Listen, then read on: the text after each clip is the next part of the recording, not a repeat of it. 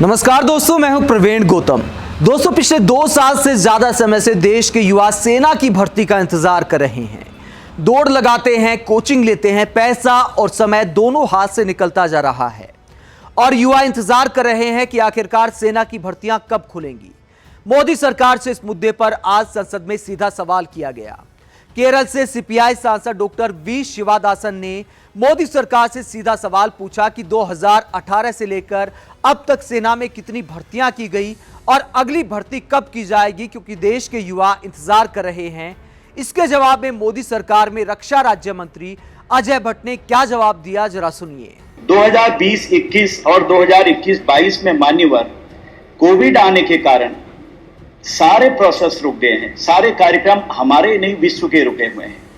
और जैसे ही ये सब खुलेंगे और जैसे हमको गाइडलाइन मिलेगी, क्योंकि कोविड कम जरूर हुआ है, समाप्त नहीं हुआ है, इसलिए सब लोगों को चौकन्ना रहना है। इस वजह से जब भी ये खुलेगा उसको आगे उस पर विचार किया जाएगा। दोस्तों, सिर्फ विपक्ष के सांसदों ने ही सेना की भर्ती का मुद्दा संसद में नहीं उठाया, बल्कि झारखंड से बीजेपी सांसद महेश पोद्दार ने सेना की भर्ती को लेकर जो कहा वो बेहद गंभीर है।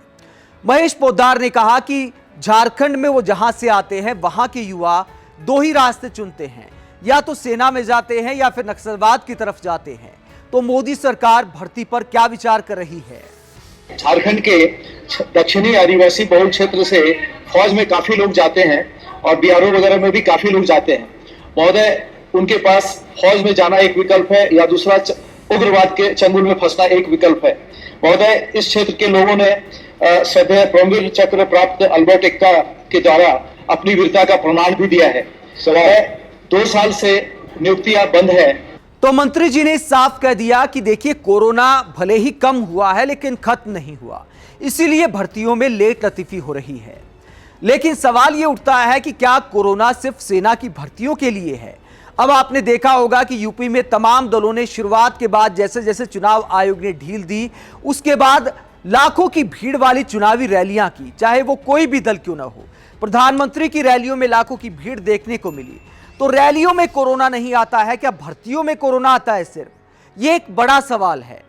तो क्या सेना की भर्तियां जो लेट हो रही हैं उसकी वजह से युवा जिस तरह डिप्रेशन में जा रहे हैं, जिस तरह दिन रात तैयारी करते हैं, दौड़ लगाते हैं, कई युवाओं की उम्र निकलती जा रही है, क्या मोदी सरकार को यह दिखाई नहीं देता?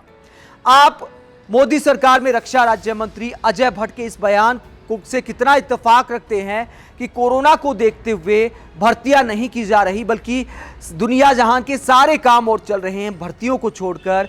कमेंट बॉक्स में अपनी राय जरूर दें। आप देखते रहिए पब्लिक मीटर। नमस्कार।